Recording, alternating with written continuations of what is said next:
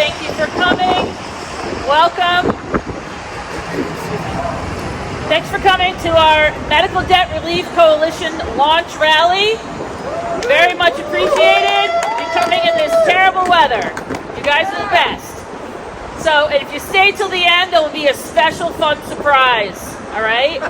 So, a nice surprise. We're going to have Bishop Knisley speak first. He is the Bishop of the Episcopalian Rhode Island Diocese. There you go. Thank you. I really just want to say how strongly I support Medicare for all, and more importantly, how strongly I think we as a people ought to be retiring all medical debt. It's something dioceses have done. We can buy debt. Churches around this country are buying up debt, pennies on the dollar, and for $20,000 can dismiss $200,000 worth of debt, even millions of dollars of debt.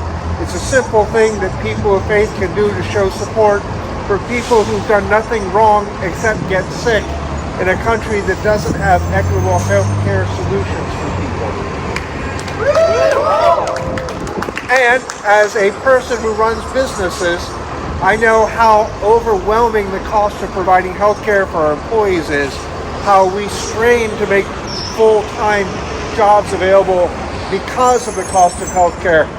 Rhode Island could really make itself an attractive place for businesses to come to if we had Medicare for all, because we could take the cost of doing business lower, because people who come here not have to provide health care. It would be provided justly for all the citizens in the state. And finally, we'd have treatment programs for people struggling with addiction, people struggling with mental illness, people who are unable to get treatment because they can't afford treatment and are being forced to live on the street or in substandard housing. That becomes a fundamental justice issue, and as a person of faith, it's something that is deeply offensive to me, and I think to God who I worship. So I'm hoping to get to heaven, and I'd like to be on the list of the people who said we need Medicare for all, we need health care for all. So, thank you. And you would think we'd have some windbreak here. But I just want to be clear, I'm in sales and not production. Work that out in your head. Thank you.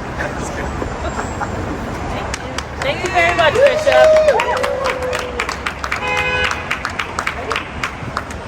All right, so we have next up, we have Linda Eibel. She's been a family practice nurse practitioner for 20 years and a Rhode Island resident also for 20 years. She is going to share with us the experiences of some of her patients who had to deal with medical debt.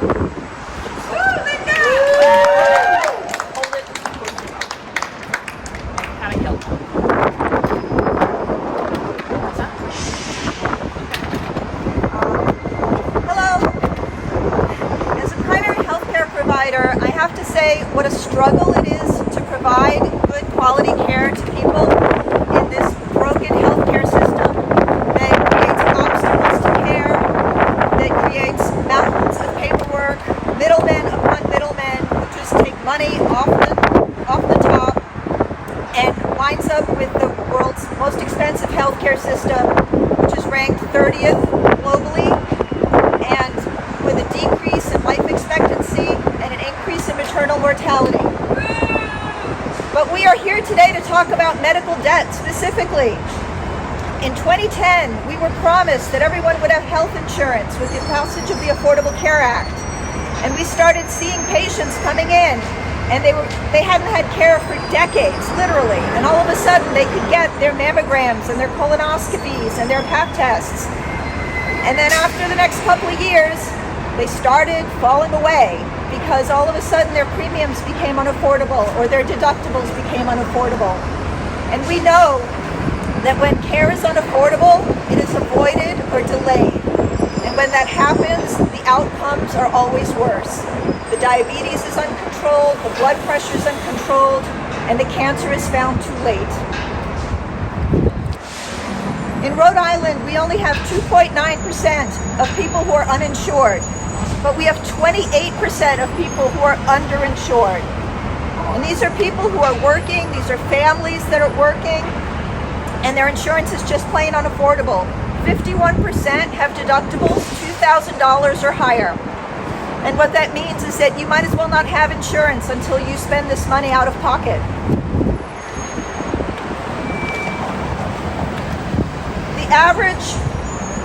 The average medical expense is about $2,500 a year in this state.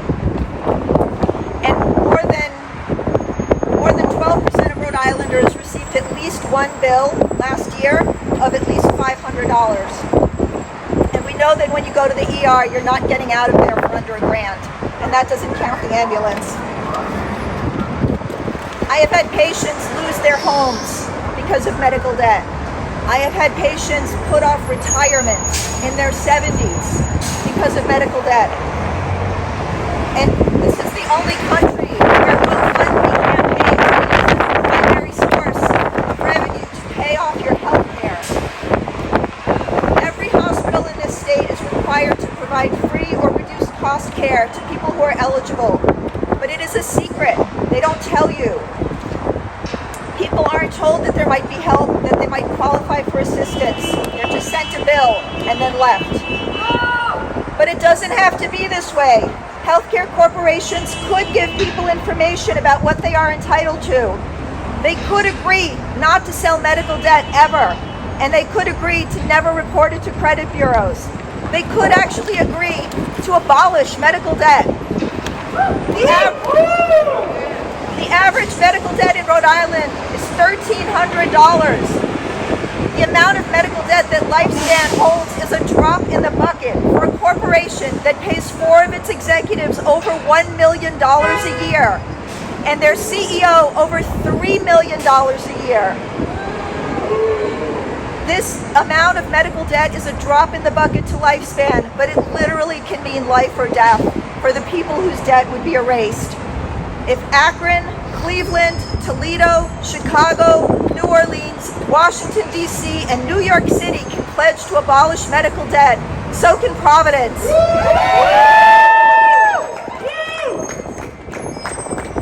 Thank you very much, Linda. You're the best. All right, just to review our demands, we're looking for forgiveness of debt, right? Forgive people's debt. We want debt protections for people who have debt, and is that all right? And 51% employers and patients on the board. So, all right. So, our next speaker is Catherine. Is this working? Okay. Our next speaker is Catherine Iberd. She's a Rhode Island resident and mother. She's battling a chronic condition, and she's coping with the maze of private insurance and government bureaucracy. She's been an activist with Rhode Island Poor People's Campaign, who have also been supporting us today. So everybody give a big, loud welcome to Catherine. Hi, everyone. Woo! All right. There's a lot of faces I recognize here today from other protests.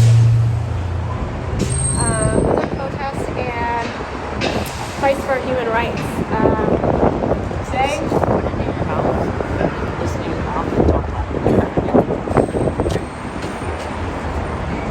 I wish I could say I was excited to be here today, but I'm not. I'm tired. I'm tired of begging. I'm tired of begging for our basic needs to be met. And healthcare is a basic need. Woo! It should be a basic human right, like air and like water. Do you know that there are currently over 500 people sleeping outside unhoused right now? Do you know that most people, not only that's gathered around here today, but in this state is just one medical emergency away from losing everything, from their house, their savings? I've attended many hot meetings, and one story I hear constantly from so many individuals is I worked full-time my entire life. I had a house, I had a life savings, I had a career, but through no fault of my own, I became sick, or my partner became sick. Due to all the medical bills and cost of medication, we had to choose life over a roof over our heads. Think about that. They had to choose to live. They lost control of where they live. Simply because of medical debt. As a country and as a state, this is avoidable. We have the funds. The funds are being sent somewhere else and they're not for us. I'm tired. Are you guys tired? I'm also tired of being sick. And that's why I'm here to speak with you guys today. I know I don't look it, but I'm chronically sick.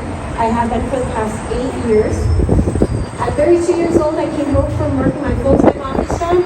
For no reason at all, I couldn't figure it out. I was exhausted. I was tired. I slept for weeks and months and I could not get rested. I knew something was wrong. I was biopsy. They found out that I had sarcoidosis. Sarcoidosis is a rare inflammatory disease caused by an autoimmune response. Anytime my immune system needs to kick in, it sends out way too many white blood cells, and in turn they start attacking each other. When they start attacking each other, they kill each other off. These cells form heart pumps and embed in. For me, it's my lungs, my skin, and my lymph nodes. For others, it can affect any organ of the body. Not only that, because of the sarcoid, I was also diagnosed with POTS, which is postural orthostatic tachycardia syndrome. Basically, my body does not like to stand up. Anything that is autonomic or automatic, blinking, breathing, my heart rate goes out of whack. Things that I cannot control.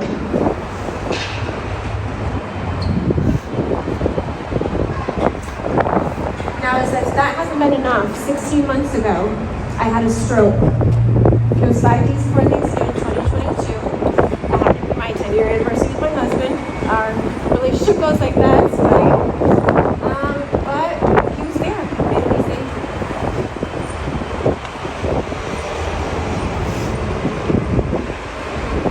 If it wasn't for the response and kindly manner,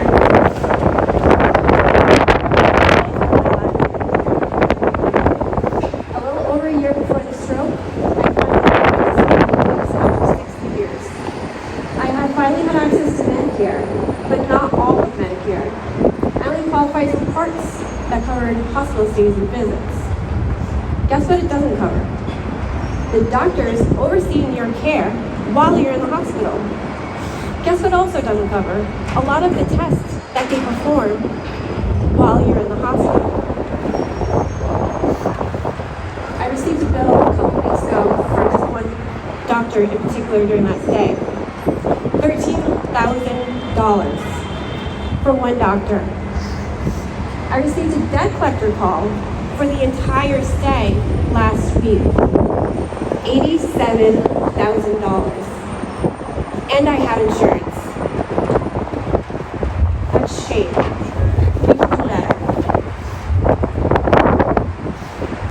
During the pandemic, I found myself underinsured. I had insurance, but I was underinsured. I had state insurance. With the type of state insurance I had, I didn't have access to my doctors. Now, during my stroke, I can't say good enough things about the doctors in the hospital that I went to that took care of me. But if you're in Rhode Island and if you have a rare disease, there's no help for you here. The doctors don't know what to do with you. Never mind know how to pronounce or spell your diagnosis.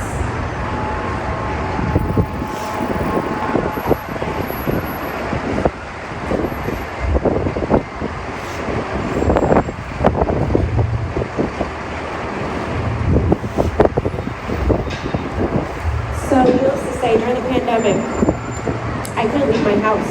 I was underinsured. I couldn't see my doctors in Boston. That means I didn't have medication. I didn't have access to my oral chemo, my steroids. That means I got quite sick, not having access to all that. I want to take a pause and reflect again on our homeless community. they're receiving bills for $87,000. There's a reason they're on the street. Their encampments keep on getting plowed down. Where do you think they hold their medication? Because we can't have access to Medicare, medication that we need. People are dying every day. In this country, over 800 people are dying every day because of debt. And for healthcare, that can be avoided. Since my stroke, I had to be on blood thinners. The only way I was able to be released from the hospital was with blood thinners. Otherwise, I was taking time bomb. I went to the pharmacy, hospital band still on my wrist. With insurance, guess what? $800, please. I had state insurance. Excuse me, Miss Pharmacist, do you have any discounts? Are there any coupons? Guess what? I was told no. Do you know why? We cannot give coupons because you're on a government program. You cannot have discounts because you're on a government program. Hi, baby.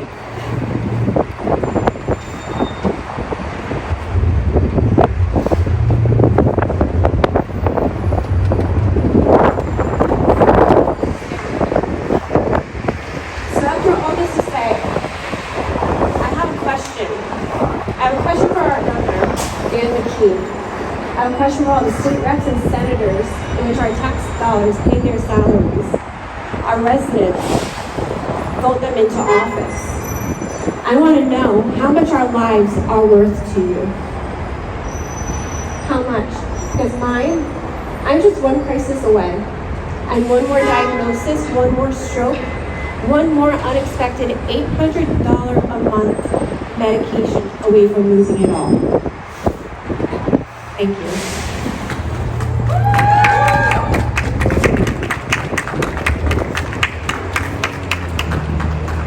Thank you very much, Catherine. I don't know about everybody else, but I was very touched by Catherine's story, and I identify with it personally. I have chronic conditions, and I have insurance right now, and I'm always on the razor's edge of losing that insurance at some point, and I don't know what would happen. Everybody give it up for Catherine. She did a great job.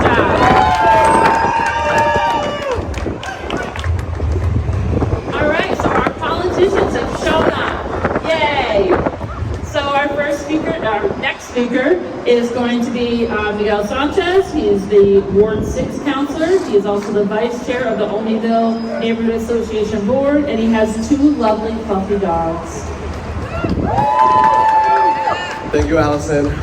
First, I just want to give a huge shout out to the Democratic Socialist chapter of here in Rhode Island for organizing this campaign. A big shout out to local orgs that have also endorsed the campaign, Rhode Island, the George Wiley Center, Reading, big shout out to Reading Community Library, and I see folks from PSL here as well. And then definitely, let's give a big shout out also to our media treasures, Steve Alquist and Pat Ford here. So I'm going to keep my remarks really short. The intention of us all being here is to put pressure on the organization like Lifespan, but we won't stop at Lifespan. What I'm sure is that these quote-unquote nonprofit organizations pay their fair share. For so long, organizations like Lifespan have, in my opinion, taken advantage of their quote-unquote nonprofit status because they operate like for-profit entities. Their executives have salaries that are in the multi-millions. Their treatment of workers is very subpar. So that's something also will unite as well with the workers of these institutions.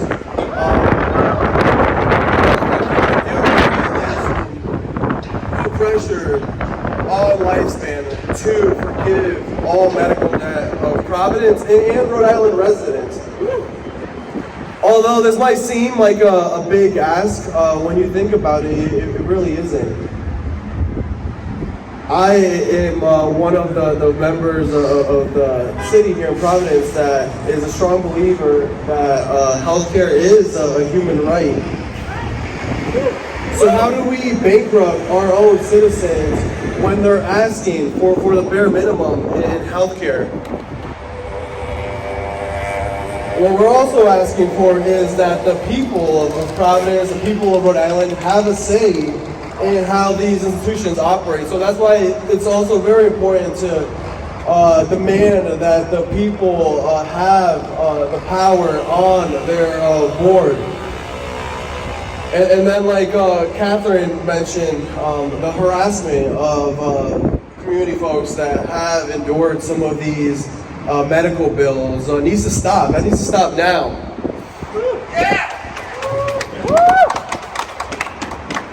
But like I said, I'm going to keep my remarks short. This is something that we definitely need to get a lot more people active. I know we're going to try to use some of the city's pilot negotiations to leverage some of these asks. But that was one thing that I was super disappointed with pilot negotiations with the private institutions, that there wasn't a lot of community organizing pressure until, in my opinion, it was a little too late. So that's why we're here gathering on this windy, rainy day.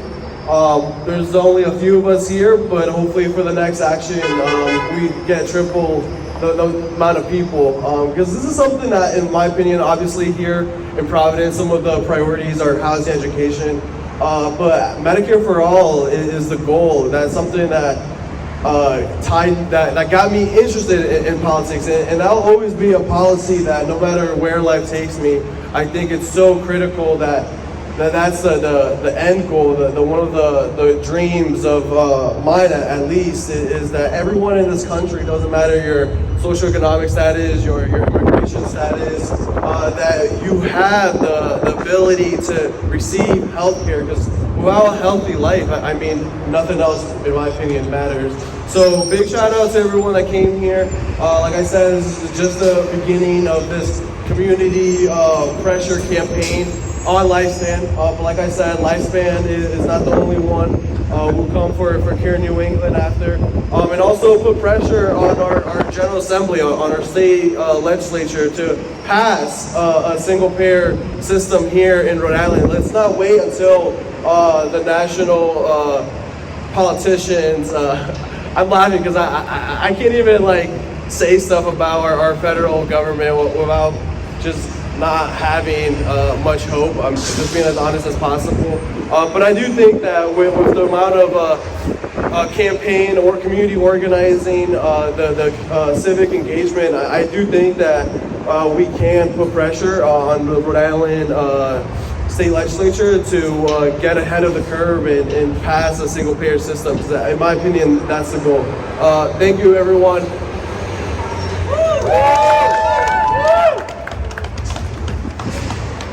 Thank you very much, Miguel. And our next speaker and ultimate is Ward 4 Counselor Justin Royas. He's a school social worker and a licensed mental health counselor. And he's very fiery when he wants to be. Thank you, Allison. Likewise, like what Ms. Councilor Sanchez said, I appreciate you all being out here. I see some familiar faces, and so that means I'm in good company.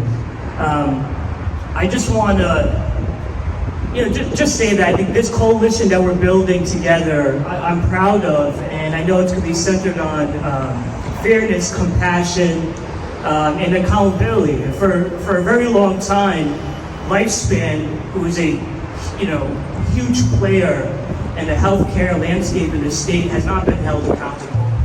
In fact, we know that since 2020, Lifespan has not made a pilot contribution to the city. We know in 2021, they had hit historic net gains. They were very profitable in 2021. And In 2022, they had a net loss, operating loss of $76 million.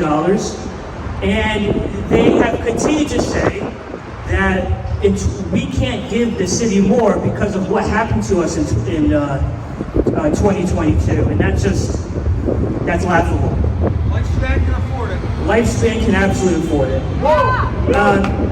So this coalition is demanding a few things. Not only do we want Lifespan to make their pilot contributions, we want them to forgive every resident's medical debt in the city. And we are demanding that as they continue to be more profitable, that they continue to relieve more debt. And so this is not a one shot, this is a continuation to relieve the debt of every resident in the city. The second thing we're demanding is that Lifespan puts in place medical debt protections. You know, we don't want consumer agency folks going after folks that are in debt, harassing them. You want to do away with the injustice of fees and things associated with medical debt. And we also want, finally, that Lifespan democratizes their board of directors. We want patients and workers to finally be part of their board, because for the longest time, they've been impacted by the decisions that Lifespan has made, and we're tired of them. So, I'm excited to join you. You have the support of myself, Councilor Sanchez. We're going to work on other councilors to get their support too. We need to mobilize Providence. We need to grow this coalition. And, you know, Lifespan doesn't like one thing. They hate terrible media attention. And if we could drag them through the mud, we will, until they pay up. So thank you, everyone. I appreciate you coming out in the cold. And let's get it done. So I'll see you guys soon, okay? Everyone give it up for Justin. Good job. All right, so last but never least is Tony Unger. He's the current co-chair of Rhode Island DSA. He's the current co-chair of Rhode Island DSA, a Brown graduate and resident of Rhode Island since 2019. Let's give it up for Tony Unger. Hello, friends and comrades. Is this thing on? Thank you all for coming out today in the wind, in the raw, and the cold. My name is Tony Unger, and I am, like Allison said, one of the co-chairs of Rhode Island DSA. And thank you for your commitment to the cause that I'll be talking about today. Illness and disability are inescapable. No matter what steps we take, every single one of us will end up needing medical treatment at some point in our lives. It's a fact of life, an inevitability that has been with us from the very beginning. We live at a time where the techniques for treating diseases are almost unimaginable in their sophistication. The advance of medicine means that the possibilities for leading a healthy life are greater than they have ever been in human history. Why then do so many working people die of diseases that are easily treatable? And why do those who receive treatment often spend the rest of their lives saddled with crippling debt? Maybe we should look at some of the questions privatized medicine asks itself. In 2018, an internal report from Goldman Sachs asked, is curing patients a sustainable business model? Lifespan has determined that, in fact, curing patients is not a sustainable business model. Does treating working people produce profit? No, it does not. Forcing uninsured and underinsured people to pay outrageous sums of money does produce profit. How else could Lifespan afford the $3.9 million they paid their CEO in 2020?